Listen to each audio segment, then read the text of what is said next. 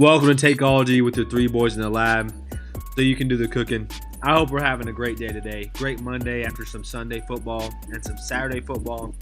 We got Avery here in the building. We are missing Matt. But Avery, how are we feeling today? Feeling great. Great to be back in the lab. Had a long week last week. Sorry I had to miss the Takeology crew, but we're back today. We're cooking. We're here with the hot takes, the news. Man, what a weekend of football. As a Hogs fan, run me through that feeling of being a Hogs fan. Pig, baby. Dude, I expected us to compete in the game. I didn't think we were going to win. I knew we would compete. They had us as 14-point underdogs. Come on. We were better than that. Our defense is legit. Our offense, we'll see. We're going into the bye week this week. So, a lot of momentum. But it was fun. It was fun watching that game. Me and my brother were stuck to the TV. Just couldn't move. But great win for the Hogs. Too bad Vandy had to win as well, and we kind of got overshadowed by Vandy this week. Yeah. Of all teams, we get overshadowed by Vandy this week. I mean, hey, shout out to Vandy, though, that they can pull through against Alabama. It made me feel better as a Georgia fan that it's not just us, okay? I mean, they're not that good, right? You know what I mean? We can beat them. We whooped Auburn, so that felt good too. But a good weekend of football. We had some good fantasy output finally for once, too. Maybe not on our fantasy teams, because it feels like we're going to be 1-4 again. Mm-hmm. Or for the first time this year. Feels like again, because we've just been getting whooped after week after week. It's just been rough, okay? Although we talk about fantasy football on this podcast, it hasn't helped us in real life. So hopefully it's helping you at least. But we'll get started with a lab report today. A few injuries that came up over the weekend. One of the biggest ones was Nico Collins. Not Neek. I don't even know what I'm saying here. Nico Collins, hamstring injury. He ran too quick. I mean, the man was just too fast. It's a week to week. At first they said day to day, but it's now week to week. I believe Tank Dell is still kind of banged up. So, I mean, Stephon Diggs, is he the guy? Is he like up and coming, you know? If you drafted or we had a guy trade for Stephon Diggs in our league, great trade. I think for the next, you look at A.J. Brown, it really depends on the severity of it. You look at, I say A.J. Brown and Evan Ingram. Both guys are dealing with hamstring injuries. They've been out for 4 weeks. Yeah. If this is something major Nico's dealing with, he was dealing with it coming into the week. So the fact he got taken out during the game, I mean, classic Nico stuff, running for a 40-yard touchdown or whatever it was, this sprint down the field. And he had 17 points, and you were thinking, wow, this is going to be a heck of a game out with a hamstring. It's just a real big blow to him. But, yeah, I think Stephon Diggs is the guy coming up. Tank should be back here, and I think he's finally coming back in a week. Him and Dalton Schultz, two guys that are probably going to get a majority of the targets. I'm still not picking up Dalton Schultz. It's going to be what it is. But, this could be major for the Texans. And if you have Nico, I mean, you're going to wait it out. But hopefully it's more of a 2-week injury than a 4-week injury. But that's what you're hoping. That's what you're always hoping the least with these injuries. Yeah, these things can linger. I mean, we've seen it A.J. Brown. It was supposed to be just like 1 week or 2 weeks. And he's still kind of dealing with the designation of out. We'll see if he even comes back this next week after a bye. I'm sure he will. But the same thing, I don't know about Devontae Smith, what his outlook's looking like, if he's coming back from the injury or not. But we also had Devon Achane. How do you pronounce his name? Is it Devon Achane or Achane? I always say Achane, but it could be Achane. Okay. Either way, I think you know who you're talking about. At the end of the day, the Dolphins running back, Devon Achane, whatever it is, okay? He had a concussion. Kind of sad to see for the Dolphins. They're kind of going through it in terms of just injuries and just the team in general has had a struggle. Although they won. They did win against New England Patriots. But they do have a Week 6 bye, so this is kind of perfect timing for him.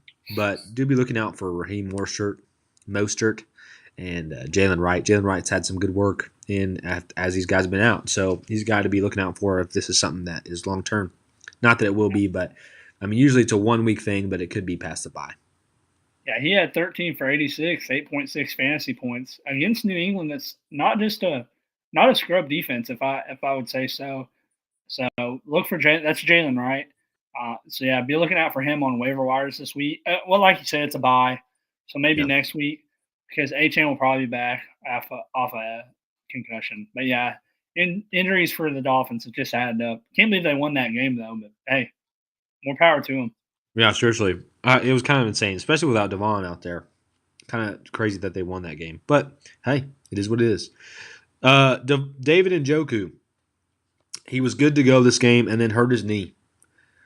So he is out right now. Don't know the severity of that injury. Also, Aaron Jones, old man Aaron Jones, got hurt. I don't know what the injury is. I don't know if you have it with you there. But Aaron Jones was hurt in the Vikings game against the Jets. So that, and So really, after Aaron Jones went down, Sam Darnold started to look pretty bad. But yeah, I agree. I think Jones is. It's almost. I think the Texans are going to get a lot better. Well, not that they lost Nico, I don't know, but I think they'll be better when Mixon comes back. mhm. And I think I heard someone say the running back is almost like the safety blanket for a lot of young quarterbacks or new quarterbacks. And I think that's the case here. I think if Jones misses an extended period of time, the Vikings are still going to win games. Justin Jefferson's still elite, but I think it's going to be more of a struggle. They're not going to be putting up 40-point games. Ty Chandler's just not. He's good, but he's not. Aaron Jones, we've seen be elite for a while now. But Jones, it says here, he's scheduled to undergo an MRI on his right hip, which is never good to hear. So I think he was working with that already. But hopefully, this is, I don't know what this could be. Probably not an oblique if you're dealing with a hip. I mean, it could be dealing with a hip injury, but some type of flexor muscle, I would imagine. We'll have to see how it goes. But you definitely don't want to see a guy get hurt and miss a substantial amount of time. I did say though, I'm going to point out our boy Matt traded for him, which I thought he had a good trade. Yeah. But the problem is, I knew he played the Jets. He had a bye. He has Detroit. Those were three tough matchups. So we'll see how it goes. And then you have the Rams and Indiana, which the Rams gave up 80 yards to Josh Jacobs, but it was on 20-something carries. And the Colts aren't bad. I think he has a tough schedule, but hopefully he comes back and balls out because He's done right now well. he's running back 10, so it's pretty elite for a guy that's supposed to be old. I did not think that would be the stat for Aaron Jones. Running back 10 through 5 weeks. It's kind of crazy, honestly. But that's how fantasy's been this year. Speaking of just crazy numbers, okay, I wanted to give you the top performers of this last week.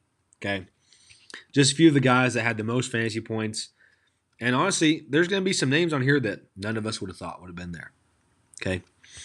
We had Jamar Chase. He can be there, but I mean, he hasn't been here recently. He had 36 fantasy points. Kirk Cousins, 34 fantasy points. Mr. Joey B, he had to be up there because T. Higgins and Jamar Chase were both balling. I mean, it was a good game. Lamar Jackson had 33. And then Drake London and Darnell Mooney, both with about 27 fantasy points. Crazy, crazy week, right? Most of these guys were all in the same games because they were so high in terms of the scoring. But it was a crazy weekend. A lot of people had a lot of fantasy output, although it didn't feel like it was on my team. But there was a lot of fantasy to talk about. So we'll dive into these week one matchups so we can see exactly who's performing, who's balling out, right? What are the guys you need to be looking out for? I mean, Kirk Cousins is a name.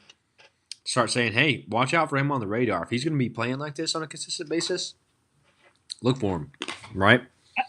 I I guess this is going to be our waiver wire show since it's Monday. We're probably not going to do an episode tomorrow unless we just figure it out. So I'll just give a quick Yeah, go for it. opinion on what I think. I think Kirk Cousins is a guy to pick up, just solely because this team slings the ball. I mean, this man absolutely slings the ball. You look at it; he started off 155, but it was against Pittsburgh, which is a top 15 defense. And then he had 241, 230, 238, and 509 the last couple games. 509 is an outlier. Here's what I would caution though. He only had 7.5 and 11 fantasy points before this big game. So I'm not saying this is like a guy you're going to instantly start. But the next couple weeks, he has Carolina, Seattle, and Tampa Bay again. So I'm just saying those are three pretty favorable matchups. If you need a QB, this is a guy to look again real quick. Running backs, I think Tyrone Tracy Jr. for the Giants. Mm-hmm. If Trey Sermon's going to miss some time, Or or, Devin or Devin Singletary. Singletary, Devin Singletary, my bad. Trey Sermon's for the Colts. Devin Singletary misses some time.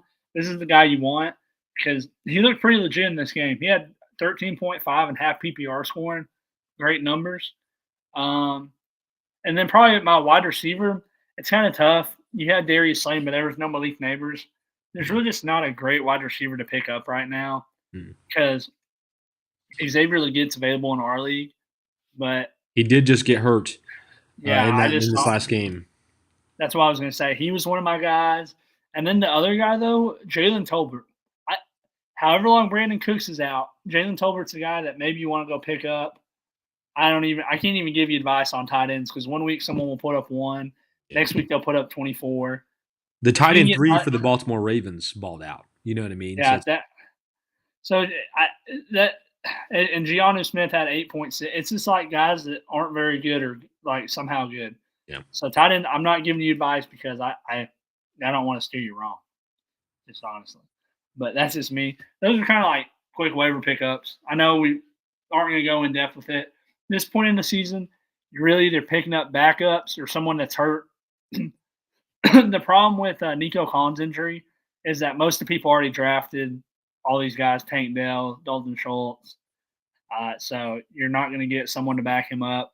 Someone probably has Ty Chandler. So you're just looking for backups or safety blankets. There's really not much available this week, really, when it comes to the waiver wire. Yeah. I will say, I want to throw the name Tank Bigsby out there. Never did I ever think I would be saying this name. But he performed very well and really he's done well throughout the rest of the season with the work that he's gotten. He's averaging great yards per carry. I mean, it's up there. With Travis Etienne kind of dealing with some injury issues, that's the reason Tank Bigsby kind of got more of the workload in this game. He did well with it, and I'm assuming that they will continue to play him more. So keep an eye out for that because I mean the guy that's going to use his time wisely, essentially on the field, he's going to get the work, and I think he can perform well. The team hasn't looked that great; they finally got their first win, but I mean, we'll see how they look in the future. They're a tough team to kind of gauge, but that's a name I wanted to throw out there for waiver wire as well. He's not rostered in a lot of teams. So, just a weird week, honestly, in some ways. But that is some waiver wire ads that we would suggest that maybe look at. I mean, a lot of people don't have Kirk Cousins and these names that we throw out there. But our week 5 is week 6. We're in week 6, right? Oh, we're finishing up week 5. We got one more game tonight. Okay, we'll finish up week 5. That's what it is. Gotcha. Okay. Man, I'm telling you, it flies by so quick. I forgetting where we are. Right? All right, week 5, we're going to start with the Broncos versus the Raiders. I think I picked the Broncos to win this game. I'm pretty positive. I think we all kind of had this feeling. Bo Nix, I told Matt this last episode, we're in line. We're still in line for this Bo Nix train. I'm all for it, right? He had 23 fantasy points, threw for 2 touchdowns, and ran 1 in. So, I mean, even in terms of fantasy, he had some good fantasy output out there. I mean, we'll see how Patrick Mahomes performs tonight, but Bo Nix probably outperformed him in terms of fantasy points. Maybe not in terms of getting the win. But what's hard to say about this is even though he played well, your receivers, all these receivers, you're not going to be starting on the Broncos side. You're just not. It's a position where it's like, I mean, yes, Cortland Sutton's the high target guy, but he didn't even perform this week. Javonte Williams, if you start him in this week against a bad Las Vegas Raiders defense in terms of run game, he did okay. I did set him, even though I had him, but he still did okay. 13 fantasy points is not bad. On the Raiders side, Aiden O'Connell got a little bit of work. Kind of got a chance to kind of ball out a little bit. That's big for Jacoby Myers. So, Avery, what do you think about this Raiders side of the team here? I don't know. I'm not a fan of Aiden O'Connell. I think the Raiders are in a situation where they don't have a franchise guy. Being 2-3, they really have to decide if they don't win a couple games here, they have to decide whether they're going to tank or they're going to actually play for the playoffs. And that's what you're hoping, that this team continues to play for the playoffs. This was a bad matchup. The Broncos are a great defensive team, probably the number 1 defense in the league, being honest. Somehow, Yeah. I don't even know who their defensive line is, but That's Pastor for 10, Kansas baby. Lee had that 100-yard pick six. Crazy. Broncos defense, if you got them, just keep them because they're just elite. They're getting you points every week. I wish I had them, or I guess I do have them in the dynasty league, but I wish I had them in redraft. Hmm. So you're gonna play them every week. You don't gotta worry about dropping them. There's really Brock Bowers had a long touchdown. He was 8 for 12, 97 and 1. That's great from a tight end. This guy could be tight end one as well. Yeah. He is tight end one right now and half PPR scoring. So this is the guy you drafted late. This is why you take risk on elite talent guys. You got him in like the 10th round. Someone took him before I could in that round, but great pickup for whoever gets him, honestly. And then really other than that, like you said, you're not starting any of these receivers. Jacoby Myers had a mid game. He's probably going to keep being mid. I say mid. He's just not good, not bad. 10 points. It's better than what you would expect. He's projected 9. So, but you're not starting any of these running back. If you're starting Alexander Madison, I pray for your team. That means you got something wrong somewhere, or you got He a is lot of taking the injuries. lead role for this team, though, Yeah, which has been kind of interesting that we thought Zamir White would be, yeah, and it's so interesting that Gardner Minshew was driving. They were driving down the field, prime for a touchdown, was going to sway the game, was going to make it like 14-3, and then bam, it just falls apart after that. They throw the pick six, and I Gardner Minshew is not a bad quarterback, but he's just not good either. The comparison to Trevor Lawrence is pretty accurate. Guys that can throw the ball deep, but they're going to get you beat just as much as they're going to win. So this is just a funky game. Bo Nix train though. I'm, you know what? Put me from the. I was in line. Then I got on the caboose last week. I got on the caboose. Week 3 we got off, and now I was back on. Now I was on the caboose. Put me in like I don't know, not in the driver. Don't put me as the conductor. Put me in the passenger car. Put me right there. Let me. I'll get on for the ride. You're right though. I think this guy we're really quick in the NFL to write people off. Yeah. 11-8 were his first 2 games, and we were like, this is awful. He did play Pittsburgh's defense once. That Mm-hmm. tough. Since then, and then he played the Jets defense and had 6. But since then, week 3, 19, and this week 23. Next week he gets the Chargers, so pretty favorable matchups. And then Yeah. New Orleans, Carolina. Pretty good for a rookie quarterback. That's Honestly, all I got to this is say. kind of crazy to say, but the Broncos could be a playoff team. Well, I mean, like the way their schedule looks from here on out. I mean, they've already played up the front half of hard teams. They're 3-2. Yeah. I mean, they always beat They're the gonna, Chiefs. they're gonna have to play the Chiefs twice. But the way the AFC is looking right now, they definitely have a shot. Everybody's beating everybody. No one's. I mean, the Chiefs are 5-0, but other than the Chiefs, or they're 4-0. Other Not, than the I don't Chiefs, know. I might have the same other game. other than the Chiefs, there's not a team like setting themselves apart. And even then, the Chiefs with these injuries are probably going to lose a couple games they're not. They wouldn't usually lose. So I think this is going to be a tight race in the AFC the whole way through. And I agree, the Broncos could be a playoff team. It's not a too bold of a prediction right now. At least the way it looks, kind of crazy to say, honestly. Love the Brock Bowers legend game though. First touchdown of the season. He's number 1 tight end, which is crazy to think that a rookie is your number 1 tight end. But the tight ends have just been so bad this year. They've just been awful. All right, next game we've got on the tail of the tape. Right, some may say like what is that, the UFC or the boxing or whatever. But Cardinals beat the 49ers 24-23. Did not think the Cardinals would pull this game through.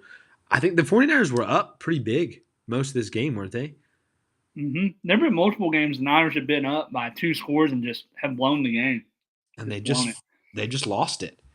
Brock Purdy did not look good. Honestly, this is probably the first game he didn't look that great. I mean, he still threw for 244 yards with a touchdown, but had 2 picks.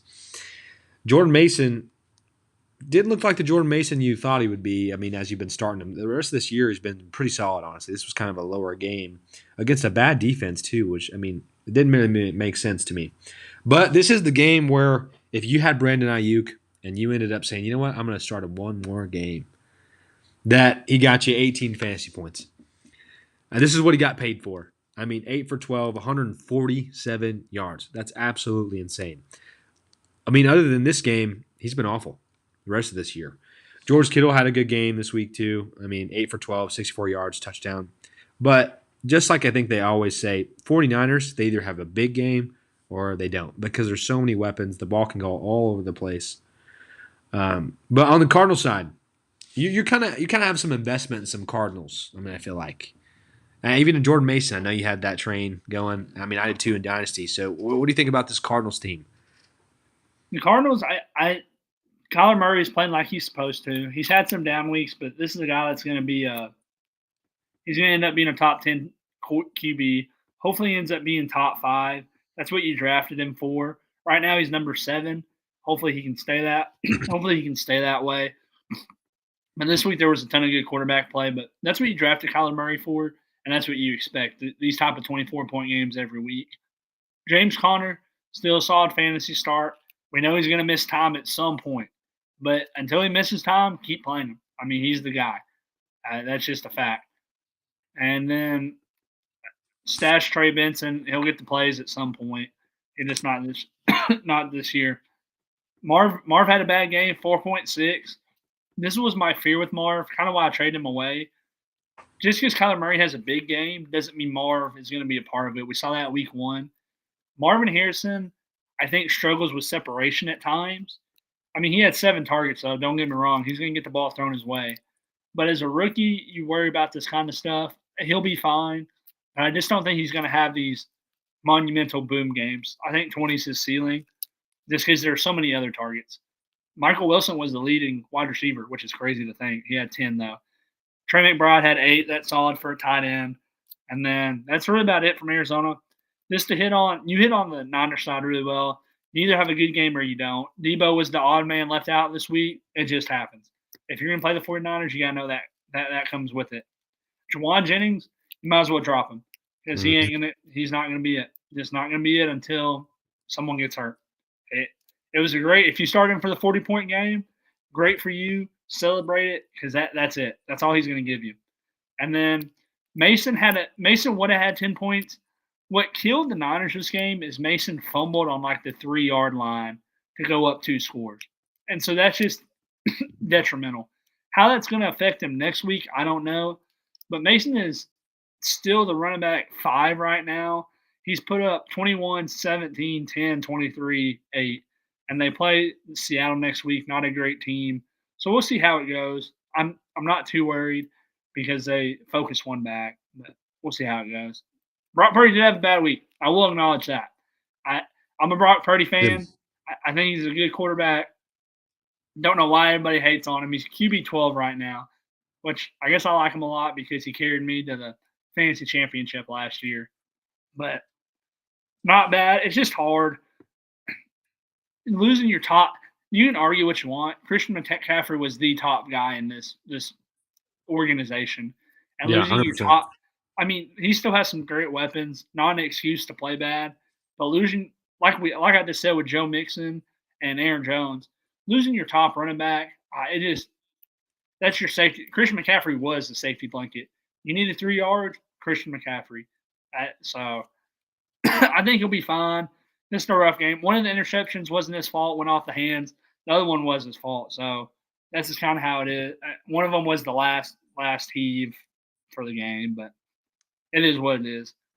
I'm still on board. He still leads the league in passing. We'll see how it goes, though.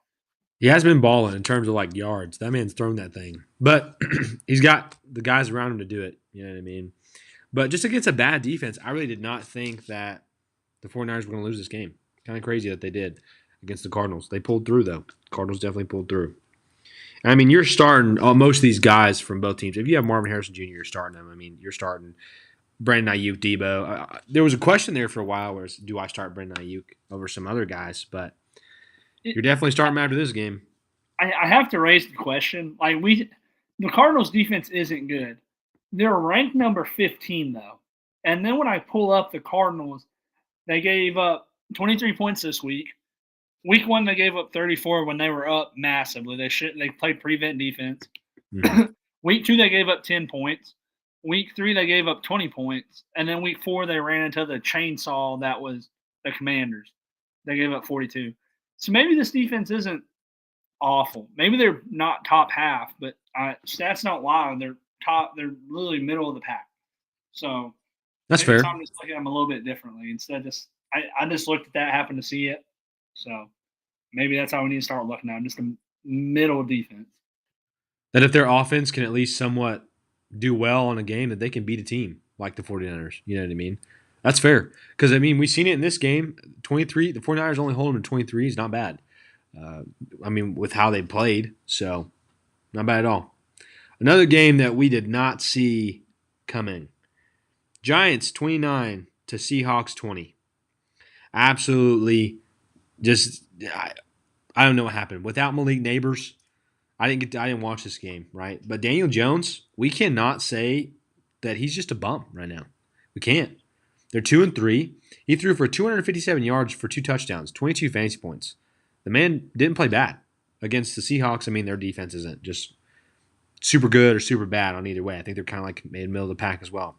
You can fact check me on that. I'm not really sure. But like Avery said earlier, Tyrone Tracy, a rookie, is a guy to be watching out for. 18 carries, 129 yards. That's phenomenal. I mean, maybe not yards per carry wise in terms of 18, but that's not bad at all. The guy had 13 fantasy points. He wasn't really involved in the passing game, which is kind of interesting. I don't know if he's more of like a run heavy running back. I haven't really watched his gameplay. But Darius Slayton was the man that balled out for the Giants, I guess, without Malik Neighbors. I thought it was going to be Wan'Dale Robinson, although he did have 13 fantasy points. But Darius Slayton had 122 yards on 8 catches for 1 touchdown. Pretty good. Kind of interesting to see how this Giants team pulled through. Other than that, I mean, what do you think about this game? Give me the Seahawks side and kind of your input on the Giants here. This is kind of crazy without a Malik Neighbors. I'm gonna give you two quarterbacks through week 4. You tell me which one's who. So you got one quarterback that I'm not gonna do that. I'm not gonna do it. Okay, I feel okay. like it'd be too disrespectful. But my point is, Daniel Jones right now is ranked. Let me just double check. 14. He's ranked the quarterback 14 before Mahomes and Derek Carr play. I, so I'm just pointing it out. There was a guy I might have almost. Patrick Mahomes is ranked 24 right now. He has tonight. He'll probably pass him. But I, I'm just saying that's just Saints because defense is good though. give some hate to Patrick Mahomes. We got to humble the Chiefs. But no, it's just interesting. Fantasy wise, you can be not a great quarterback in the NFL, but be a good fantasy quarterback. Or on the opposite side, like Mahomes is this year, be a great NFL quarterback, and you're just kind of mid for fantasy. So it's so interesting.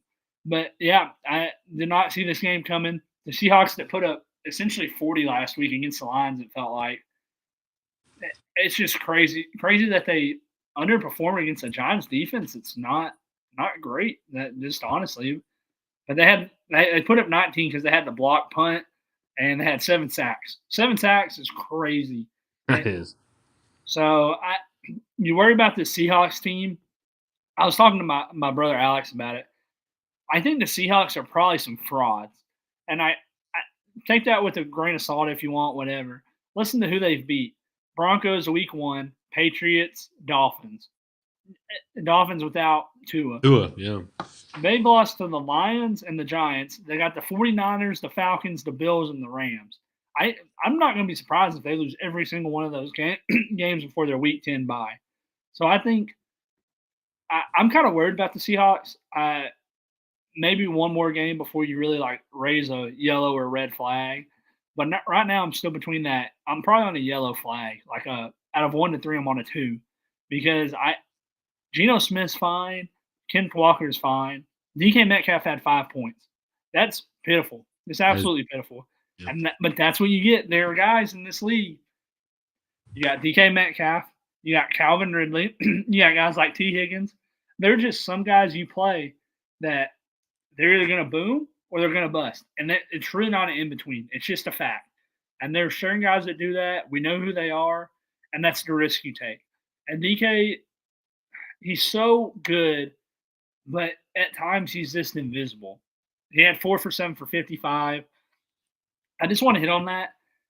I don't know if you want to trade DK Metcalf or you want to trade for him, but if you're trading for him, give it one more week. Yeah. If this team doesn't play good again next week, I'm telling you, I think this could be a fraudulent team that just gave up 7 sacks. If you give up 7 sacks to the Giants, you're in trouble. You're just absolutely in trouble. The Giants, on the other hand, all credit to Daniel Jones and Darius Slayton.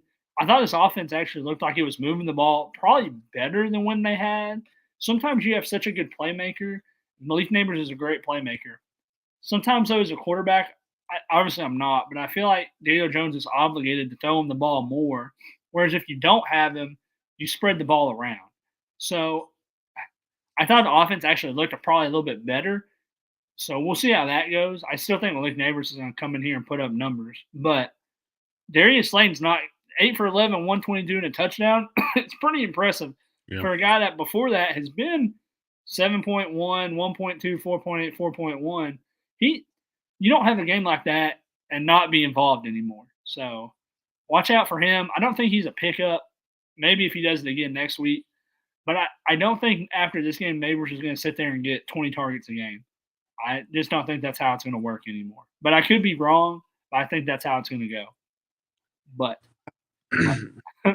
I think after a game like this, it begins to open up the eyes of a quarterback and say, "Hey, I got more weapons out here that I need to realize and get them the ball."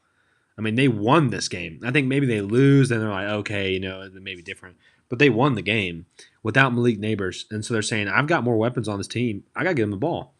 So I think it's not going to hurt Malik Neighbors too much because he really is very good.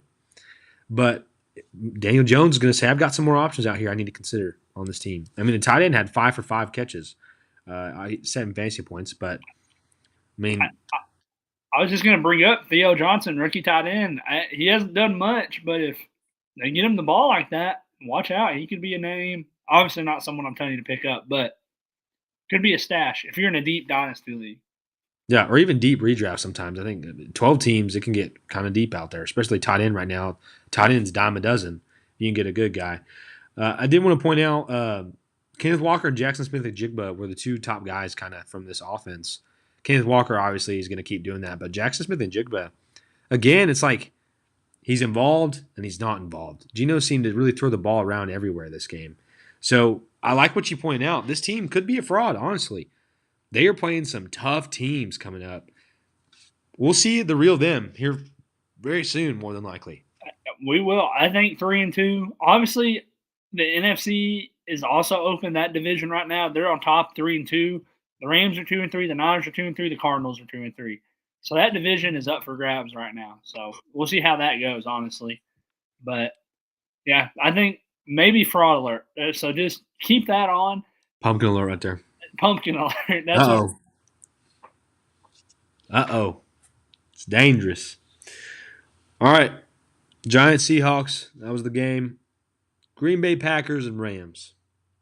I'll leave one receiver on the Green Bay Packers for Avery to talk about because me and Matt were very adamant that this guy was going to pop off.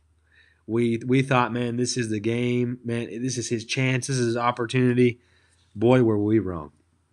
But Jordan Love had a decent day. I mean, 15 fantasy points. He did have 224 yards, 2 touchdowns. Josh Jacobs finally got in the end zone, which was good to see for somebody who is a manager of Josh Jacobs. But he's getting the workload, just not really producing as much. 73 yards on 19 carries is not that great against a Rams defense that really isn't just something to talk about, really. Jaden Reed, what you like to see about this, he had 2 carries, 4 for 6 receptions. He's involved on both sides. I mean, he's a tool out there. They use him in multiple different ways. 11 fantasy points. But Avery, I'm going to throw this to you real fast because I know you want to talk about the tight end. You got to experience that hype. And I want you to talk about this next receiver on the list here. If you want me, Tyler Kraft. So you got to understand, even though we make podcasts, we listen to other people as well.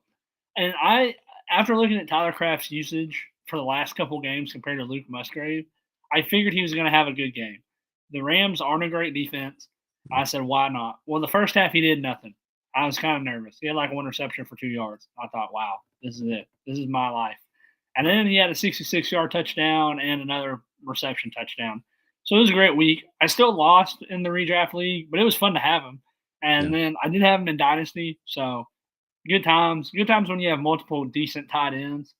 But the other guy, it just happens. It just happens. Dontavian Wicks, 2 for 7, 20 yards. There's just something about when everybody is on a hype train for one guy. We've seen it. Last year, the hype train was Amari DeMarcado Oh for the Lord, yeah. Cardinals. You know what I'm saying? There's always I've been one into that one. guy. There's always one guy that people spend their fab on. You dump on him, or you lost bad and you need someone. You're like, this is the guy to save my team, and you bypass everybody else. This is Yeah. the guy. Last week I was saying, go out and get Josh Downs, go out and get Jordan Whittington for the Yep. Rams. Those two guys I thought were long term solutions. Dontavian Wicks, just there's just something about him that I just you just know sometimes. I mean, look at his stats before: 0, 10, 0, 22, 3 this week. I There's just something about the one problem is Green Bay has too many receivers, which is a good problem to have for a team, Yeah. but it's fantasy, too many people to feed. And a good tight end now and a decent running back. There's just something that's not going to work. I hate it for all the managers that went out there and got Dontavian Wicks and started him this week because if you either wasted fab or you wasted a pick on a guy that could have a good week next week, but I just don't think he's the guy, especially when Watson comes back to a four backfield again. So I I just didn't believe in him to begin with. I understood the hype, but man, sometimes the hype train, it's almost like it's just tough. It's just absolutely tough. So that's just my thing. I hate it for you. I know you played him this week, and that's I did. probably the reason you're going to lose. So I did play Dontavian Wicks this week, and it hurt. Not gonna lie, but I mean, it is what it is. It's part of fantasy. I mean, he had 7 targets. If he catches a few more of those, he only caught 2 of them. So if he catches more of those, maybe it's a different game for him. But I did want to say on the Jordan Whittington side, the man had 10 targets, and he looked really good out there. So don't be out on Jordan Whittington. I mean, I know Puka Nacua is coming back soon. I believe Cooper Kupp's even coming back soon. But if they are hurt at any point again, Matthew Stafford is such a good quarterback. He's going to get the ball to somebody. And Jordan Whittington is a guy that, for sure in Dynasty, make sure you have this guy because long term wise, he could be a good receiver. Kyron Williams, 22 carries, that's insane workload. And he performed. I mean, 102 yards, touchdown, 15 fantasy points. Kyron's going to keep doing that. I mean, he's done pretty good. What is he, running back 4? Yeah, okay, I thought he'd be up there in terms of running back position. Did real well. Tight ends on this team, other than Tucker Kraft, you're not touching any of them really. Colby Parkinson, don't ride that train. Okay, I tried to ride it for a little bit, but just don't. Just don't ride that train. On the other side, though, Tucker Kraft on Green Bay. If you don't have him already, haven't picked him up, go get that guy because Green Bay has a high octane offense and he looks good out there, and he's the number one. I mean, really. All right, Vikings versus Jets. Me and Matt did a bold prediction last podcast, and I thought, you know what? I'm going to do it. I'm going to pick the Jets over the Vikings. Although they almost did it, they didn't pull through. Okay. Sam Darnold won his revenge game. Didn't look that great, honestly. 14 for 31, not too good. 179 yards. Didn't throw it that far either. And he had an interception. Didn't even have a touchdown in this game. The touchdowns really were kind of on the ground. I mean, C.J. Ham had a touchdown and then a lot of field goals there. So not a good offensive game. I mean, they won. They pulled through. Their defense is not to be slept on. They have a decent defense. They went against a hard defense in the Jets. But Aaron Jones went down in this game, and we kind of seen Ty Chandler come up. But for 14 carries for 30 yards, didn't do anything. Did not really pull through on his job. He's not a long-term solution. I would not be going out there trying to get Ty Chandler. I mean, he wasn't very good when they had Alexander Madison either as a split backfield even when they were a better team. But on the receiver side, you're obviously going to start Justin Jefferson. You love to see 14 targets. I mean, if he turns that around to more, Sauce Gardner was matched up with him this game. So it's not like you expected him to just have a huge outtake anyways. So this team, they're just going to keep being good. I mean, what are they? They're 5-0. Could they? Here's my question to you, Avery. Could they be the last standing undefeated team after tonight? I think the Saints do have a chance. If we're talking about from the start of the year, if the Chiefs had Rice and nobody, I don't even think it's a close game. I think Yeah. the Chiefs smoke them. But with all these injuries, I think New Orleans is going to keep it close. And the NFL, anything can happen. I mean, if the Giants can win yesterday, And if the Ravens can come back down 10, the NFL, the problem is anything, and it's not a problem, but anything can happen. Anyone can win. Anyone can. It's just crazy. So I mean, that's what you got to look out for, honestly. But they could be. They could be. I think the Chiefs have a chance to lose tonight. I mean, this is much they have a chance to win, but that's realistically what I think. Good team, like you said though. 14 for 31. Not very good. A lot of these, I kept looking, were deep passes to Justin Jefferson. So maybe just they got confident in him, but maybe they just need to dial it back. The Jets do have a good defense; they are elite. So we'll see how that goes. But it's just hard. You're not starting Aaron. You're not starting Ty Chandler. You are starting Justin Jefferson. Jordan Addison had a bust game. Yeah. I told you Jalen Naylor is just irrelevant. Just irrelevant. I mean, just off a cliff irrelevant. I told you. And I knew the moment it came that the problem is, you really can't support three receivers. It's the Niners' problem. You can't support, and Naylor's not elite. And you just can't support 3 to 4 elite people. And that's just reality of it. But then on the other side, Aaron Rodgers didn't have a great game either. 29 for 54. But hey, if Aaron Rodgers is going to throw the ball 54 times, sign me up for the Garrett Wilson experience. I was so down on Garrett Wilson the last couple of weeks.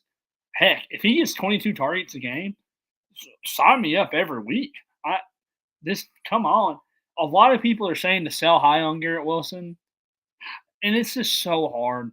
He had 11 here are his stats. He's the wide receiver 19, which is, I think, around where he finished last year. He had 9, 8, 12, 4, and 22. So I'm probably going to look this week to maybe sell him. But the problem is, it's hard to sell a guy when he has a 22-point week and his quarterback threw the ball for 54 times. Yeah. That just doesn't happen. And so, and if Aaron Rodgers doesn't throw 3 picks in this game, we're having a totally different conversation, one for a pick 6. There are 2 things I wanted to bring up about this game really specifically. Allen Lazard is probably a guy you can start as a flex. He's had 22. He had a 2-point week, 12, 8, and 12. He's wide receiver 18.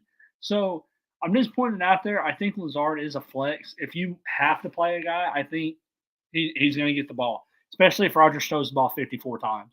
Same thing with Jordan Love. If Jordan Love's going to throw the ball 40 times a game, you can start everybody. Even though I don't like Dontavian Wade, you can still start him if he's going to get 7 targets a game.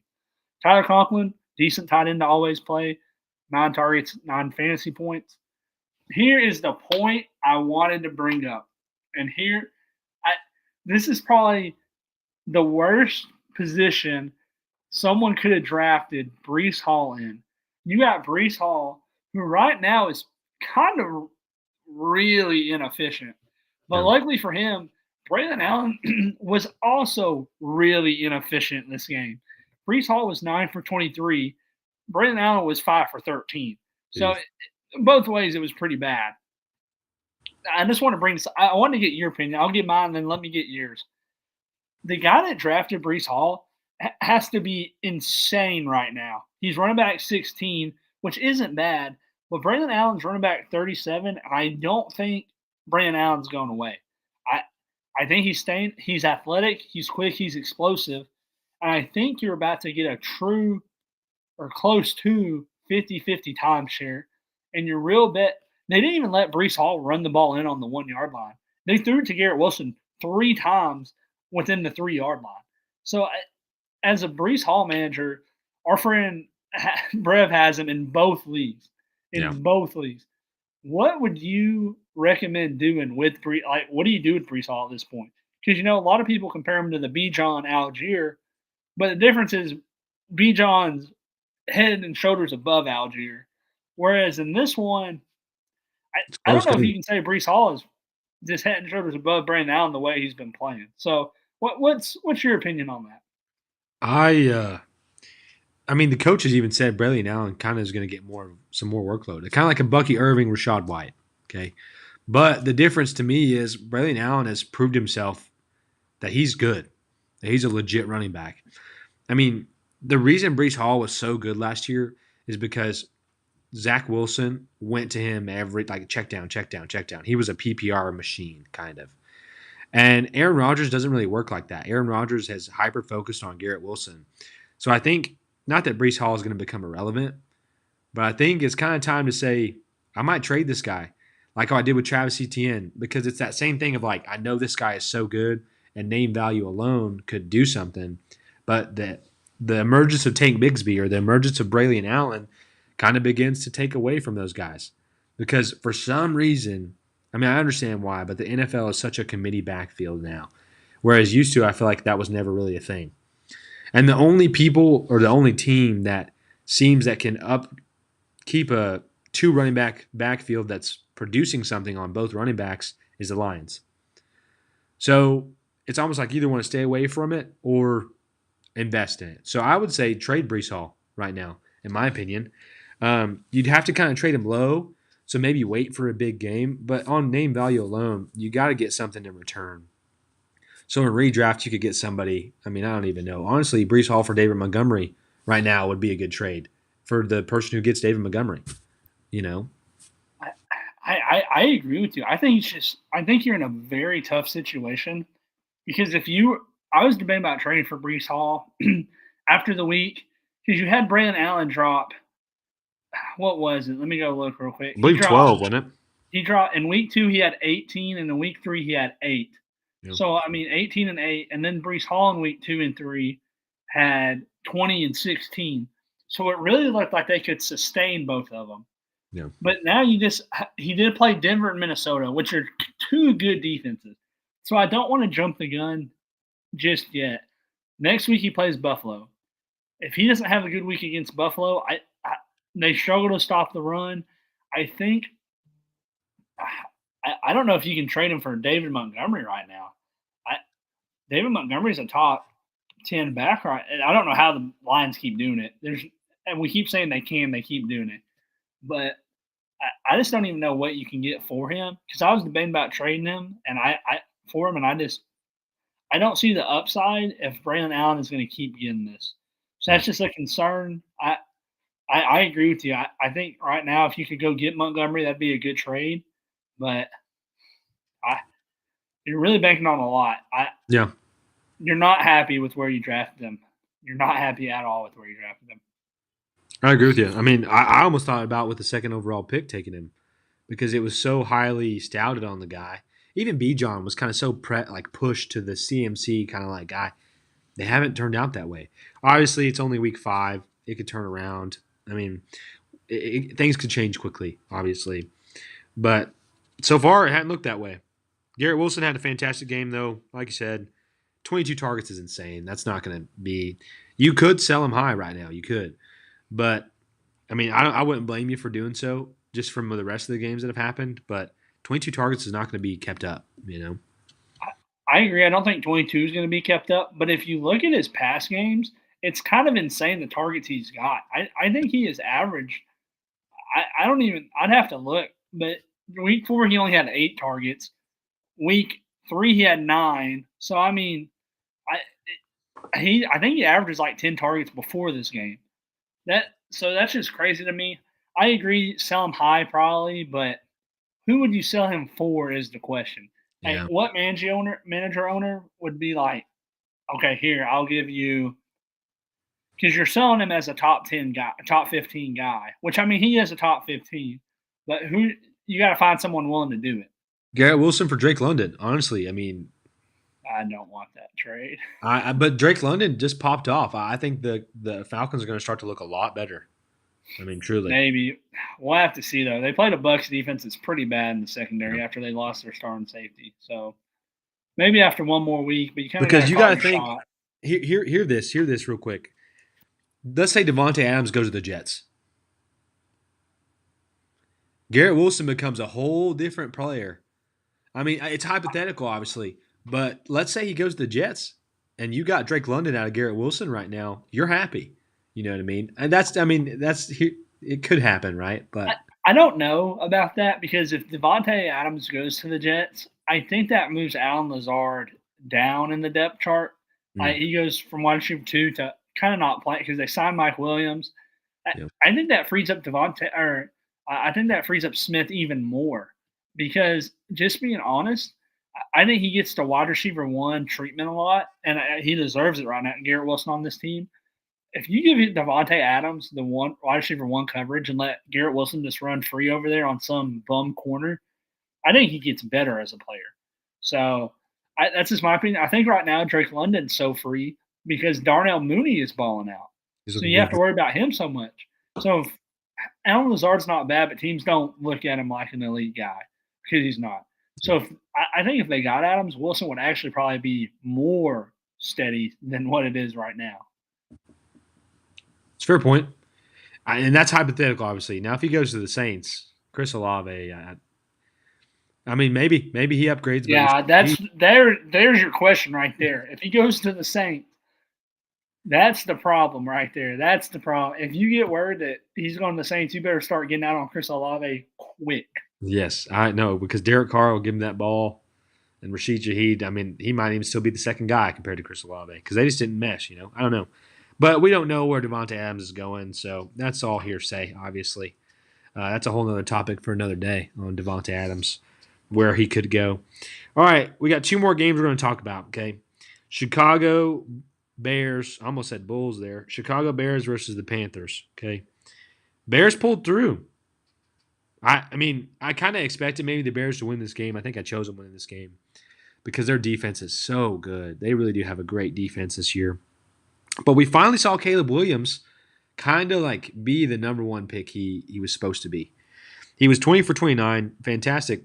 I mean, completion rate there, 304 yards, 2 touchdowns, had a little bit of run game too. But I think the biggest thing here would be DJ Moore. Man, about time this man looked like he did last year. 5 for 8, 105 yards, 2 touchdowns. If he can keep this up, you're happy where you got him.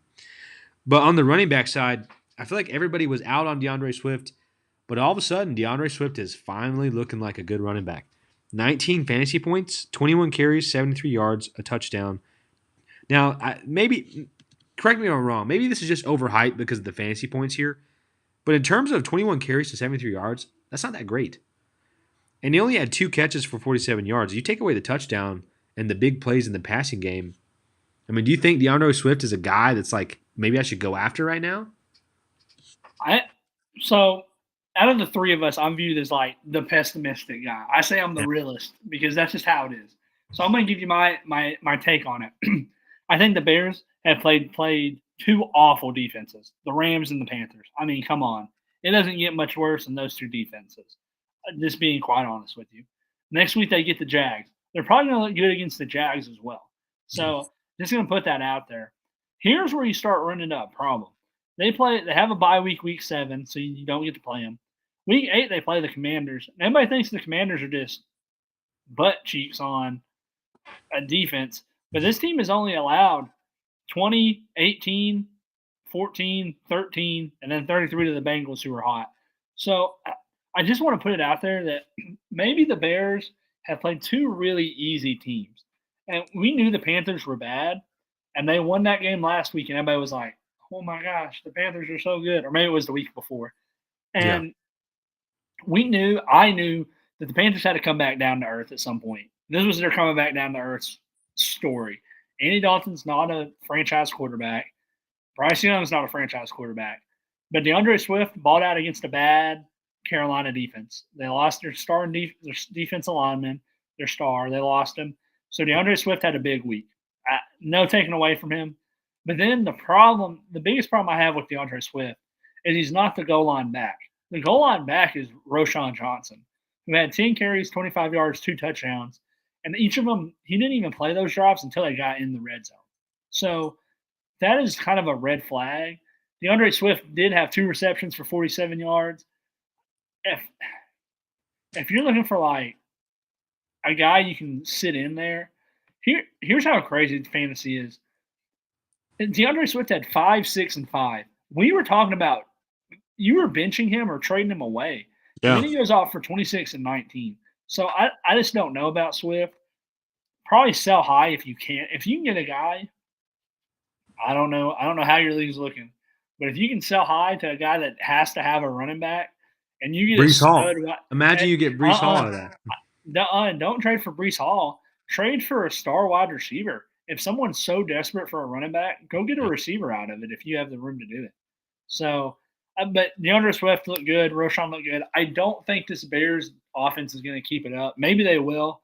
It'd be good for fantasy. Same thing we have with the Niners. DJ Moore, Roma Dunze, Keenan Allen. Not all of them can be good. No, more like Houston. This is a Houston situation. Yeah. Not all three can be good at once. It's just a fact. So this week it was DJ Moore on the deep ball. Great job. Well, next week he can be Keenan Allen eating up short yards for 10 receptions and 100 yards, and the other two can be bad. So just watch out. And then that's really about it. This game was over before it started. The Bears defense had 17 points. Carolina had -6. So you can also probably keep the Bears defense and start them at kind of like the Broncos. Yeah. You can do that with the Bears because the Bears have been pretty solid. They played decent teams too, and they've been pretty solid. But yeah, I just want to point out you should have traded Deontay Johnson, like I said, when he had the 17-point game. I should have also done it in Dynasty, but we get selfish sometimes. But we knew this was going to happen. I'm not going to be shocked if they start Bryce Young next week because this team isn't good enough to not tank. So we'll see how I it hope, goes. I hope that's not the case for fantasy perspective at least. But I mean, Bryce Young got a little bit of work here. That means they're not afraid to put him in there, even though Andy Dalton was doing well in terms of like stats or fantasy. I mean, he didn't win him the games necessarily, except for one of them. But if we see Bryce Young come back, these receivers begin to really kind of decrease in terms of their value again, big time. And Adam Thielen's not even there right now. So when he comes back, like this room just gets really crowded because they've got good talent. But Chuba Hubbard is a guy that week after week has been legit. Okay. And I wanted to say this. I think, obviously Jonathan Brooks is about to come off of IR. So that's something to be careful of. But he's a rookie, hasn't played in a while because of ACL tear. They're going to go slow on this guy because he's their future. He is their future running back. So Chuba Hubbard's a guy to say, hey, use him while you can. Trade him. Send him to somebody else maybe. I mean, it'll fade at some point, but Chuba Hubbard right now is looking good. 15 fantasy points this game. Last game was 20 fantasy points, 25. He's running back number 8, if that puts it in perspective. I was going to put in there also his bye week's not till week 11. I don't think you're going to see the change in the mantle. Like, I don't think Brooks is going to get that work till after week 11. Yeah. This is his backfield. Look to trade him around week 10 or something. But for now, ride it until it goes out because this guy is their number one. He's getting the work. He had 4 receptions for -2 yards. But, hey, he got 4 receptions. In a PPR, that's great. So keep it up. He had 100 scrimmage yards. So Yeah.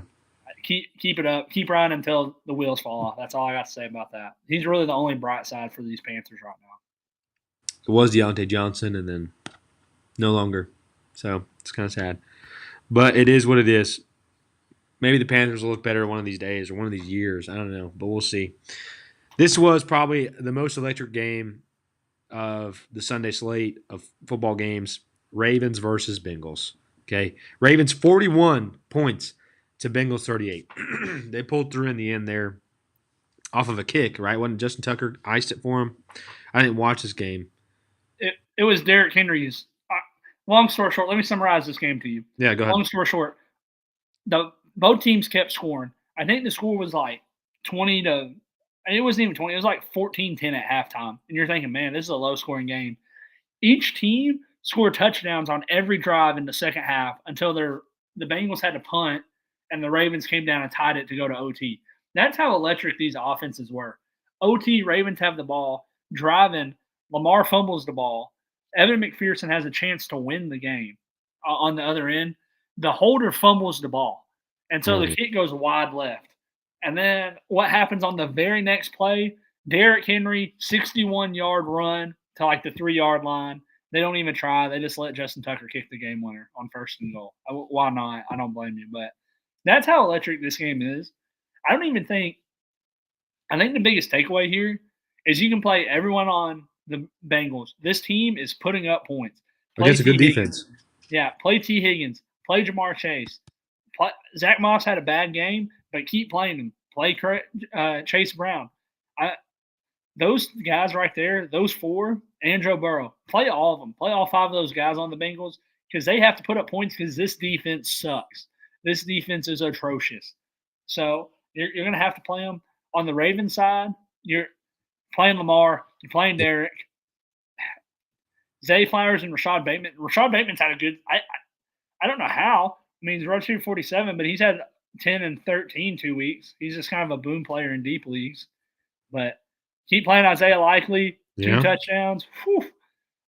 And I just to put it out there, Mark Andrews had 4 for 5 for 55.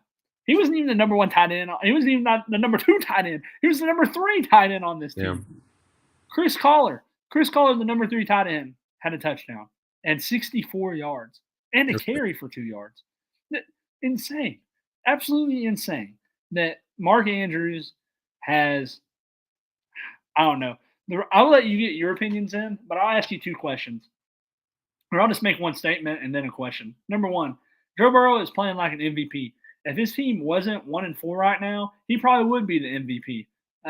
He's just absolutely balling out. He's doing everything he can for this team. The losses are not on him. It is on this. If your offense puts up 38, your defense has to get a stop. That's on your defense. And they're Swiss cheese.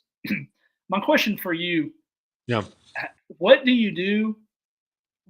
And I think this is an outlier for Zay Flowers also, but that's a sign up. What do you do with Mark Andrews? So do you, in a redraft league, what do you do? Dynasty wise, I think he's worth a second round pick. I don't think you can trade him for a first round pick. His points 27007. He's projected for 6 points this next week. I don't know what you do. Isaiah Likely's projected for 5 next week, but I don't know when they're going to realize that Isaiah Likely is the receiving option on this team. So I guess my question is, what do you do with Mark Andrews? And that's about it. Because everybody else on these teams, you felt good playing, and it worked. So what do you do with Mark Andrews? What would you do? This is tough. This is a tough situation to be in. I am thankful I'm not a Mark Andrews owner, but I do have Zay Flowers. And me and Matt had this conversation about, like, should I start Zay Flowers? Should I not?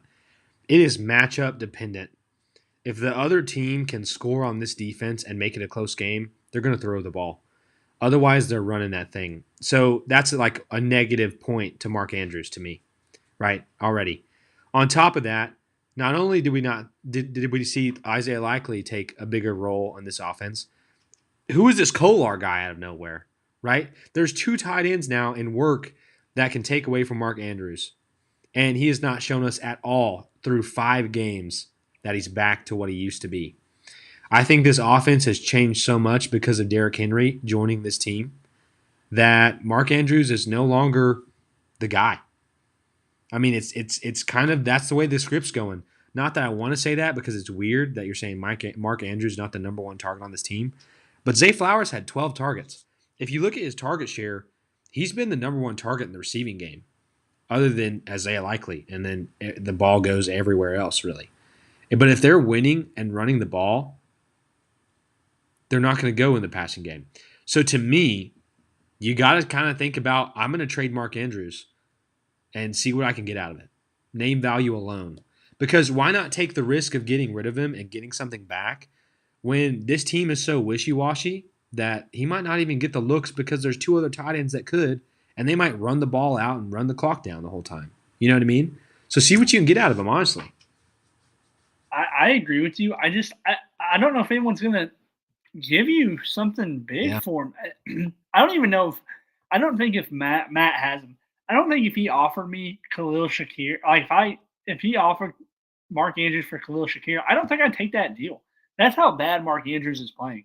Like, could you imagine me starting the year telling you that I would say no to Mark Andrews for Khalil Shakir? I might take that one. Personally, I might. You would think I'm crazy. I don't think so. I think Khalil's the number 1 option for the Bills. They look bad without him. I agree. And the problem is Mark Andrews, like you just said, if there's another tight end taking away work, why would you trade for him? So I think it's just a tough situation.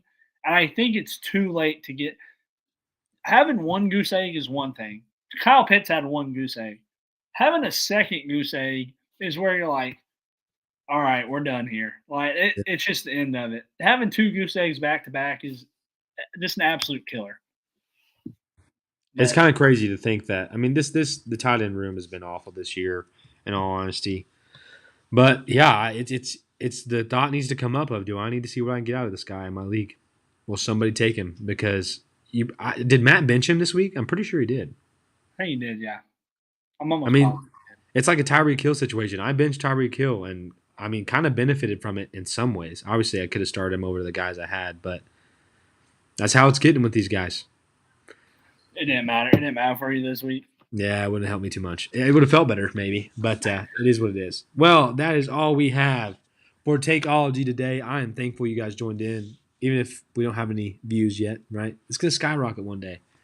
You can reach us on Spotify, YouTube, right? What's our goal for the end of the year right now, Avery? Our goal is 50. Our goal is 50. See if I can get it there. There we go. Oh, wait, no, it would be. Either way.